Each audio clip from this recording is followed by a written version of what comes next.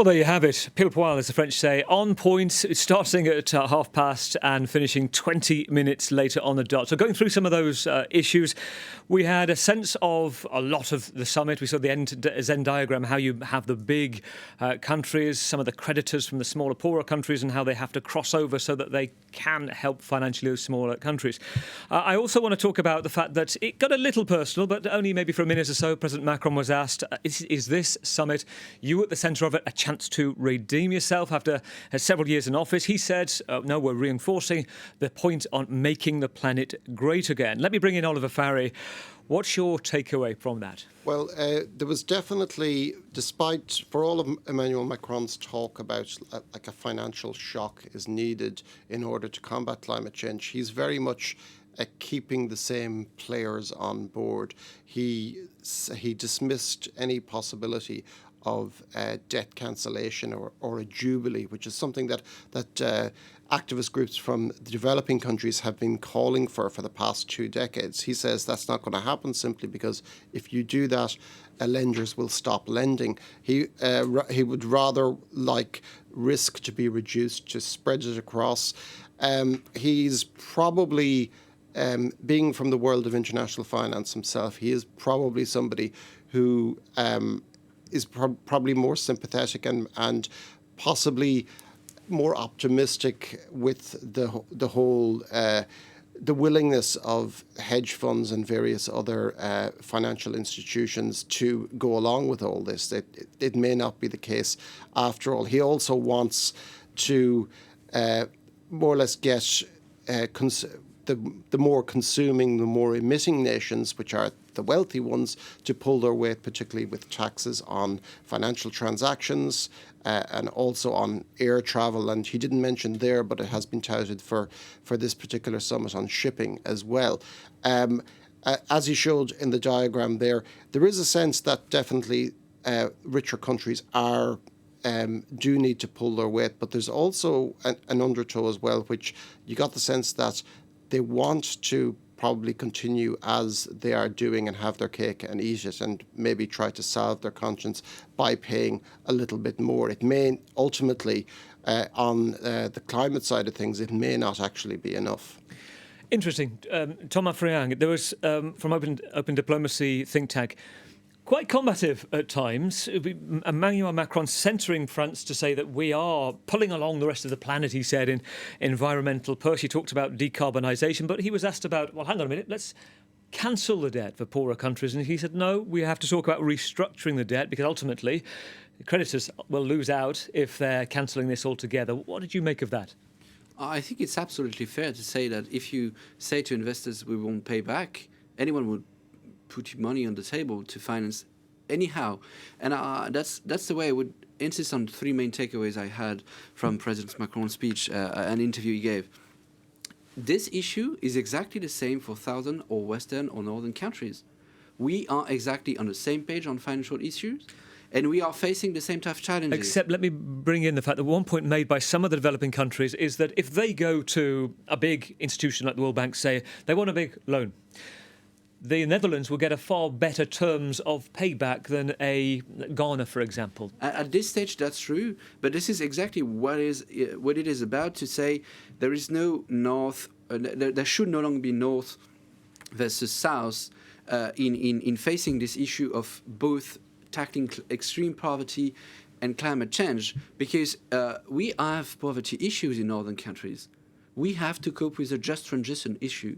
We also have to put money on the table to invest our decarbonization. And when we talk about this, it's the same issues as in South. The RFI journalist said there is West for climate and South for poverty. That's absolutely wrong. Those southern countries, Maya Motley, she came to say, we are the most vulnerable countries facing the harsh climate risks. And we need to cope with this together. And this is the first thing I would like to remember from that summit, is that there is a good sense of what interdependence means. We are exactly facing the same issues of social and environmental challenges, different types of risks, different types of timelines, but at the end of the day, it's the same political agenda, which is the 2030 agenda of the UN. Second point I wanted to make, to answer the question you asked about debt restructuring or counseling, I say it's the same issue, and that's why it's a wrong way. We should not go in the wrong way. We face the wrong way risk when we face policy emergency. That's why it's so important to insist on the fact that we have to change the global financial institutions in a way that they can channel private money, which is super amounting. We have an amount of savings that is had highest level ever, but it's not flowing in the right direction. We can use that private money to flow it to cope with climate change and climate disruptions, and also to ensure just transition, both in the north and in the south. And this is much more efficient than debt cancelling or than taxation, because at the end of the day, wrong policies don't bring right results. What bring right results is effective policies. There is an injustice, but wrong solutions are not just, they are just inefficient. And the last point I wanted to make is that when we deal specifically with the South issue, we always have this wrong idea that there is a dichotomy between development and climate combat. That's absolutely wrong. And what is at stake here in this summit is to find a path of a low carbon growth or development, I would say, in using both financial and technical leapfrogging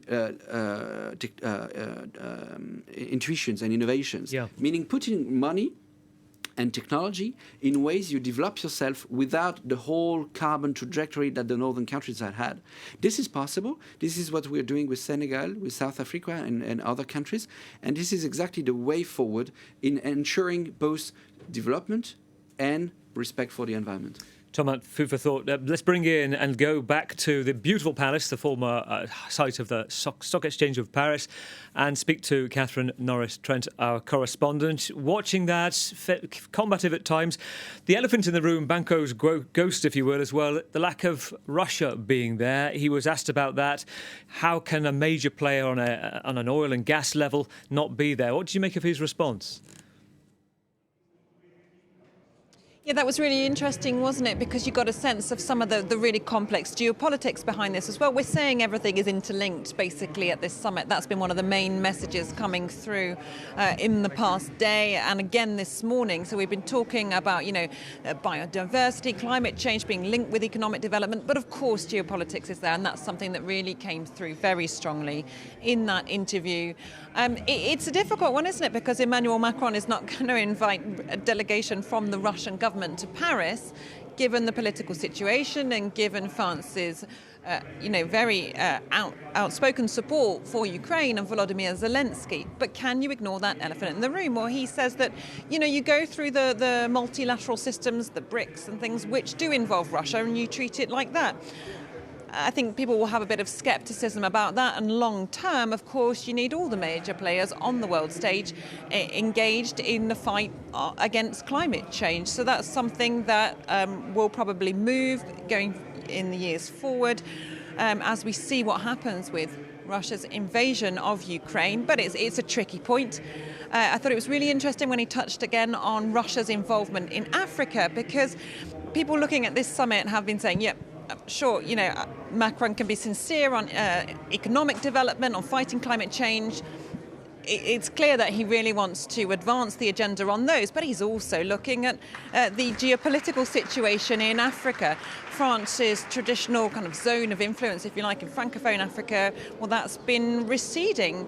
There's a lot of anti-French sentiment in former colonies in Francophone Africa. As we saw, China's been coming in massively to finance African countries, and we've seen also Russia gaining a foothold there very strongly with the Wagner military group and other places, in places like the Central African Republic. So, of course, France is going to have one eye as well on trying not to lose a complete grip, and the international community not losing a complete grip on what is going on in Africa, and not just seeing those economies becoming at the mercy of China or Russia. So, the geopolitics behind this is key. It's the elephant in the room, but it's of course very present in all of these things, and the diplomacy is a big part of this summit. I've spoken about this before, Catherine. The one pointed question that we heard here was, if Putin calls, you're in the room, do you take the call? He said he would take the call. I mean, this is a president who has been criticised internationally for trying to have a dialogue in the midst of, or the beginning of the invasion, thinking that would work. And it's how to play that. But he seems to say that right now, he didn't expect to get a call, but you have to keep that geopolitical conversation in play. Yeah, that was a really interesting point in this interview. And you're right, just before Russia's invasion, full-scale invasion of Ukraine in February 2022, Macron was pretty much criticised by some watchers of the situation for, remember, travelling to Moscow, sitting at the end of that very long table, meeting with Vladimir Putin and not coming away with very much at all. But his stance has always been, look, we need to keep the door open. At some point, there needs to be dialogue. And in about May 2022, after the full-scale invasion had started, he ruffled a lot of feathers, especially in Ukraine, when he spoke in a newspaper interview saying that there was a need not to humiliate Putin and that there needed to be kind of an off-ramp for this conflict. People saying, look, you can't use those kind of terms when you're talking about Vladimir Putin and with the action that he's pursuing. But at the same time, Macron's got this kind of vision of realpolitik, of trying to look for a way out of this crisis. It's really interesting, I thought, he said it's not the time right now. The time is now it's Ukraine's counteroffensive. But at some point, there will have to be talks, but he underlined, on Ukraine's terms, because the Ukrainians are very fearful about being pushed into negotiations which basically involve them conceding their territory. And they say that would set a terrible precedent for countries basically having to give in to an aggressor who invades, and then basically you're forced to negotiate and freeze those lines of conflict. So Macron there, very clear to say it has to be on Ukraine's terms. You know, the peace plans we've seen China coming up with, or the African states, don't seem to be along those lines. So, you know, the road to diplomacy there, we're certainly not there yet. Interesting. Catherine, while you were talking, Thomas, shaking your head a little bit, do you think it's unfair, some of the international pressure on Macron for trying to reach out to Putin? No, that's not the point. What is unfair is to say that he said, quote, he would take the call. That's absolutely not what did he say. He said it's not time for any calls. He didn't expect it. I don't expect, but I don't have anything to say to Putin. What I have to say is that he is supporting the counter-offensive of Ukraine, and once the counter-offensive is done, there should be talks at some point. Yeah, under Ukrainian terms, which changes everything, saying we will talk under Ukrainian terms. It makes a huge difference. This difference has happened. There has been a tipping point at the GlobSec summit in Bratislava of our months, and it changes all. And look at it much in depth. This summit is all about equality and partnership between interdependent countries, northern developed economies, developing economies, and least developed economies. It's all about equality and partnership. And he said there is only one colonialist power in the 21st century. It is Russia. It is Russia. He said there is one colonialist power within the 21st century.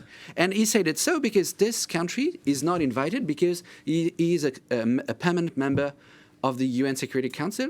This country should be at the basics of what the international order is meant to achieve, stability of peace, to make sure that economic, social, and environmental issues can be tackled rightly. What is at stake, I would say, beneath this summit, is that peace is shaking, war is looming, and this is preventing it. It is adding fuel to another fire. And while war is happening in Ukraine because of the aggression of Russia, the world is shaking. The consequences on our economies, our societies, and our ability to tackle climate disruptions is hampered. And this colonialism in Ukraine is having an impact all across the globe. If you look at inflation in many countries due to the war in Ukraine, it has risen at a point where loans are no longer possible. Some allies of Russia, they can't even make it a day. Venezuela, look at this, how Venezuela inflation has happened. Look at Turkey, the inflation in Turkey. The attitude of the colonial attitude of Russia has had a global financial impact that makes this irrelevant to have any call with Putin, any Russian delegate at the summit. We're just watching Germany's Chancellor Olaf Scholz arriving on the red carpet and going into the palace as we speak. Interesting, actually, Oliver, that Germany, would you believe it, you look at the top 10 countries that are affected and have been recently affected by climate change events. Germany's number 3 on there, heavily affected in the past few years by flooding and still seen as a big threat there. I think Japan list on number 1, lots of smaller nations as well. How did you think Macron handled the sense that France was trying to would tax, for example, on airlines, extra taxes to lead the way, but other countries simply weren't doing it. So if they weren't going to do it, why should France? Yeah, he has very much touted France's leadership in reducing carbon emissions over the past few years. As you mentioned, it's the very fact that if there's not an international cooperation and an international integration on all this, it's a rather futile exercise. And it's not simply governments that you have to get on board, it's also the private sector. And Emmanuel Macron mentioned that as well. It's very much about coaxing and convincing the private sector to come on board with this. There obviously will be a lot of resistance towards things like such as taxes on financial transactions, taxes on shipping, also on air travel. And I think business air travel in particular is being targeted because that is actually where the profits are for airlines. So this is he's very much calling out for other countries to come on board, and it has to be other wealthy countries too. They're not all there, but they do, at least they are sending high-level delegations, at least some of them, and international institutions are there. The UN Secretary General Antonio Guterres is there. Also, the World Bank president, the managing director of the IMF are there as well. The new World Bank president as well, isn't it? Yeah. I think in job for a month. We're just watching actually pictures of another big player, the president of Congo Brazzaville, Denis Sassou Nguesso. He's been in office since I think a couple of years now. Let's talk about, as we watch some of these leaders arrive. If you're a headline writer for the papers tomorrow, Oliver, if you had to take away a key part of this Macron interview, it looks like it was mostly quite tame on his personal side, the difficulties he's been having diplomatically. What would you take away from that? Well, I would say that it's probably would be a little bit unfair to say that it's a rearranging of the deck chairs, but it's trying to revolutionize without blowing up. Effectively, he genuinely wants a change in the system, but he doesn't really want to push it too far. He doesn't want to scare the horses of world capital, so to speak. And he thinks that they definitely still need to be on board, but there has to be a just way of global South countries accessing credit and so on and so to speak. It very much, it's a little bit inimical to say this, but very much if you had a similar interview with with the Barbados Prime Minister, Mia Mota, she probably would have given a slightly different slant on things. She would have come at it from very much the other direction. It's certainly not the same thing that Emmanuel Macron is thinking of. He is very much thinking of in terms of how Western institutions can be got on board with this. Catherine, on the red carpet, close to the red carpet at the summit venue, what's also, I think, striking about this is Emmanuel Macron in a buoyant mood. He was kind of between a rock and a hard place when it came to trying to get a sense across that you couldn't just cancel this debt. We heard Thomas making the point there. You talked about some of the interplay between some of those countries who were shouting for more to be done. How strong is that call that, despite what Macron's saying is, we need to do it step by step, are there those saying this just won't be enough? I think we lost Catherine for a second. Catherine Norris, Trent, our correspondent, close to the red carpet. I was just asking you, that was Emmanuel Macron's vision, saying how the summit went. Do you think there'll be those that you've seen at the summit, African leaders, others saying that this still doesn't go anywhere near enough? For sure. I think there are going to be people here who want a radical transformation of the international monetary financial system. They want a whole-scale transformation, that they won't get that straight away because these things take some time. We've heard calls for everything to be overhauled, and then we heard Emmanuel Macron very interestingly in his open remarks yesterday saying that, look, perhaps we wouldn't get a full transformation, but it was, this was getting the ball rolling.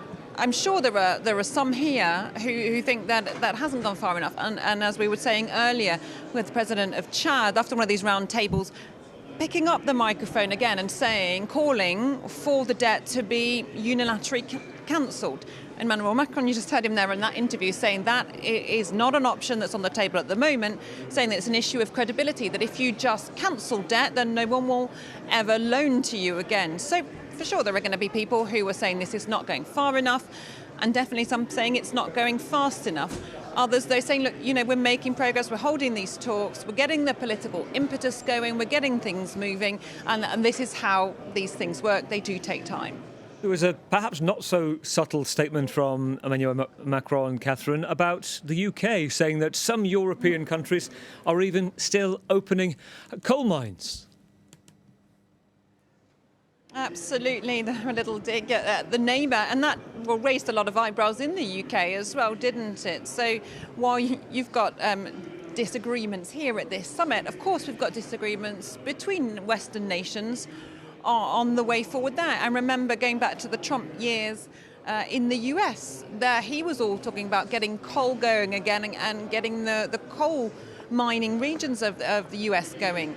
So there are disagreements here. There are inconsistencies, of course, between Western nations, and those are things that Emmanuel Macron does not shy away from talking about either. You've described yourself, I think, as a centrist in the past, but your organisation is pretty multi-platform in terms of politics. Was there anything from that interview you thought you disagreed with from Emmanuel Macron is not the right vision? There's probably something not disagreeing but missing a bit, which has probably not been approached during the interview, so that's why probably it's missing, is the role of one specific sector, which is the energy sector, and how we can deal in transforming this energy sector as fast as we can towards more renewables or decarbonized energy. And it has been said at different points in the summit that there is an increasingly high consensus on the fact, and it's also the International Energy Agency pushing this, we should stop investing in any new oil and gas project. More than that, when we look at financial solutions at hand, there is one that has been clearly outlined by the G20 leaders over the past years. It is to stop any direct or indirect public subsidy to the oil and gas industry.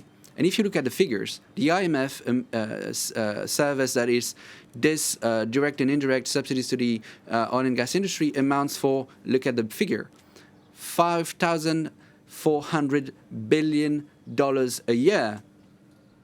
And if you look at the figures I've said about the SDG stimulus I just mentioned, which is about 500 billion a year, you can see the difference. It's 10 times higher. So if you just not only private money but also public money flow it into the right direction, then you would change the course of history. And to me, this is probably what has not been highlighted enough for this specific industry. You ask whether there is a good headline to remember. I do have one in mind that would probably put on the same page South leaders and Northern leaders. We have to prevent the wrong way risk. Either from the southern perspective or the northern perspective, at the end of the day, it all comes down to the same road. We are in the wrong way. And this is about changing the course of history. This is another option that was on the table. And I do hope, because the Y20 has been calling for that solution for long years, it should be taken into account. Well, this is, we're watching the red carpet arrivals. We're seeing the president of Benin, Patrice Talon, arriving. There's almost a game of spot the flags, but they do give it the cheat away on the car. If you look, it does often say the country's arriving. Oliver Farry. We also saw Al-Sisi, the leader of Egypt, arriving. You can't really untether this summit from the international geopolitics at play. When you think about the countries that have been accused of helping Russia in this war, at least being neutral, the likes of South Africa, for example, that really comes into play, doesn't it? It's not just about Russia not being there. It's about dealing with other nations that have also shown a hand. Yeah, this is why Emmanuel Macron said that he doesn't like to use the word enemy. It's very much about diplomacy, and that has been his watchword really for all his time in office, and particularly over the past couple of years. He was harshly criticised for trying to speak to Putin, but a lot of his defenders quite rightly pointed out that this was at the behest of Volodymyr Zelensky, the Ukrainian president, because he could not get any audience with the Russian president whatsoever. So Emmanuel Macron is not closing the door on anyone. He has welcomed Li Qiang, the Chinese premier, to this particular summit, and he has met him. Elizabeth Bourne has also met him. Finance Minister Bruno Le Maire has also met Li Qiang. There's been quite a strong, almost separate from the summit itself, and has been reported as such in People's Daily, the Chinese state newspaper, that they're very much putting more on the reception they're getting from Emmanuel Macron rather than the actual summit itself. So Emmanuel Macron is trying to keep as many people on board as possible, and this is why he's particularly brought the BRICS in. It's interesting. And Catherine, back to you at the Palace. If you've seen the film Don't Look Up, the Leonardo DiCaprio sort of frustration, looking up at the heavens to think, what can I do?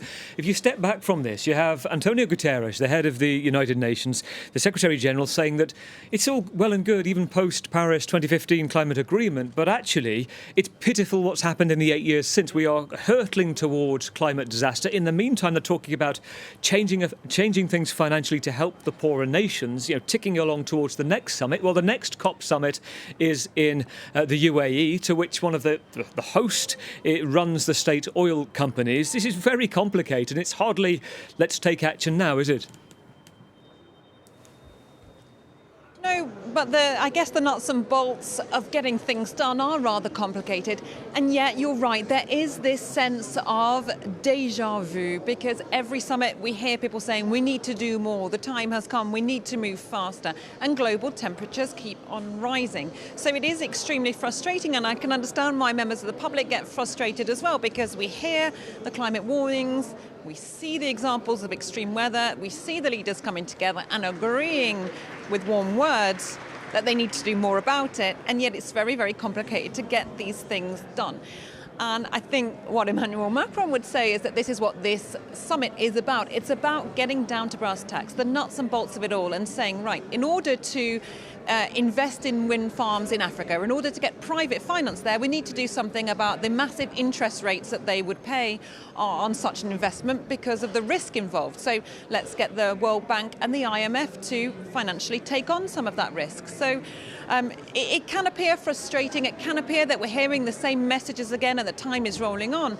But at the same time, I think there are some concrete proposals coming out of places like this where they're saying, look, okay, so concretely, what can we do? And someone who's been really at the heart of that as well is Mia Mottley, the Prime Minister of Barbados. We've spoken about her as well, who's come up with this Bridgetown initiative a while back and really saying, look, okay, what can we actually do about it? Let's get these SDRs, these special drawing rights, these assets held by the IMF, and let's reattribute them to other countries to increase climate investment. So there are things going on, and often very technical, and that's where people turn off and switch off because it actually gets into the financial mechanisms and the technical detail. I think there are things going on, and a lot of people would argue it's too late and it hasn't been fast enough, but I don't think we can say that nothing is being done at summits like this on it. We're just watching William Ruto, Kenya's Prime Minister, President, I should say, arriving at the summit as well. A fun fact about him, he was once a seller of chickens in a market in Nairobi, so a big ascent to the top for him. On your point there, it looked like you were getting a round of applause from some of your comments. There's a big applause going up in the background as I was speaking to you there, Catherine. Thomas, when we look at the context of this and the shift as well towards green energy, and let's face it, that's the way that many countries are now heading away from pollution industries to try and keep those emissions down and the temperatures down.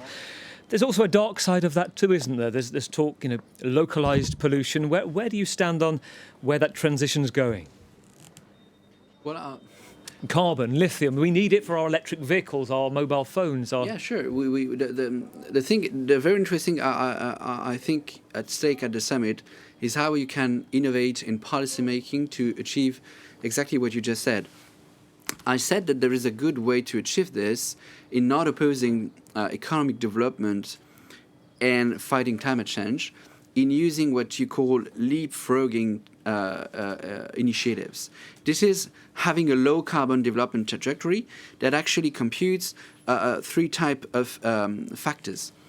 Sufficiency. There are many things we don't need. We strictly don't need them. We need a planet. There are many things we don't need. Sufficiency, which is in France called sobriété, is telling us how to better manage our energy, but not only energy, materials, and also resources. And this is a way to develop without hampering either social progress nor the environment. The other thing is efficiency, specifically energy efficiency. We have many things to do in our economies in the north to improve at the highest speed possible our energy efficiency, meaning achieve the same goals with less energy. But those are technologies we can definitely transfer to the south as fast as we can. This is exactly what is at stake when we talked about those type of JETP partnerships with South Africa, for example, is to share those technologies and policies to our partners. And the last point on top of sufficiency and efficiency is innovation itself. By design, you can create new business models that are helping in fighting climate change. If you look at the example you mentioned different times, the One Forest Summit, there is a business case for ecosystems regeneration. There is a business case to regenerate forests as they are our main allies to combat climate change.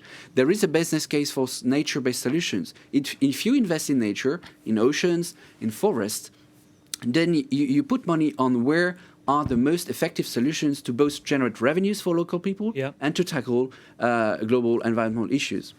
Thomas Friang from Open Diplomacy, thank you. In a word, yes or no, this summit, you see it as a success? It tends to be a success, but I'm looking forward to the closing ceremony to make sure it's a success. 18 words or so, I think. Oliver Farry, if you had to wrap up that interview and give a sense of how you found him with the press, the achievements, his potential influence with other leaders in getting something here, do you see something significant? Well, it's just getting the ball rolling, more or less. There will be more things to come. There'll be the G20 summit in India later this summer. There'll also be the COP29 later this year or COP28 rather, later this year in Dubai. So this is really just part of a sequence. It's not a discrete, isolated event. It is getting the ball rolling, and there will be more people on board probably by the end of the year. And its influence will, if it is successful, it will reach far into the future. It's pretty much too soon to say, so to speak. Oliver Farry, thank you, our International Affairs editor. Catherine, ball rolling, says Oliver. Interesting, we just saw the World Bank new president arriving, Ajay Banga, who was the president of MasterCard before. It's a baptism of fire for him when he's being told his organisation must change to allow better funding for these countries. What are your takeaways? Yeah, interesting. Ajay Banga made a big announcement yesterday saying that there was this pause clause that would allow developing nations to pause their debt repayments if they were in the hands of a crisis or a climate crisis. So that's something concrete that came out. And on the international diplomacy, we have been rechecking that clip we were talking about where Emmanuel Macron was asked about whether he would speak to Vladimir Putin. So just rechecked for you the extract of the interview in the original French, and he said that he would pick up a call from him, so that is fair to say, but he would not call Vladimir Putin himself because he has nothing to say at this stage. It's the Ukrainian counter-offensive at the moment. So just to clarify for our viewers there for full accuracy. Catherine, great to hear from you. Great to have your context. Catherine Norris, Trent, our correspondent at the summit itself, the former Paris Stock Exchange. Well, interesting, just to recap some of that interview, 20 minutes with Emmanuel Macron on the dot, military timing, talking about how he doesn't believe this is about redeeming himself. He was asked, are you redeeming yourself? He says, no, this is about making our planet great again, reinforcing that message. He believed there has been success in the fact that you couldn't write off debt for poorer nations that need more financial help, those higher risk risk of facing climate disaster. But he said France and other countries have to restructure some of that debt. China, a big player in all of that. And if you're looking to the future as well, China has something like 70% of ownership on control of raw minerals across the country. So it's difficult conversations. Mention the geopolitics as well. Russia not being there. Slight dig in the elbow to the UK, saying that some countries at the time we're talking a clean change, well, actually are building coal stations in Europe. So interesting to hear from President Macron. Great to hear from the guests, Oliver Farry, International Affairs Editor, Thomas Friang from Open Diplomacy, and our correspondent, Catherine Norris Trent. Stay with us here on France 24. We'll have full analysis and the other stories too on that news of the Titan and the fact that those tributes are coming in for the 5 men that died in the capsule. Stay with us here on France 24. We'll be back in a few moments' time. Bye for now.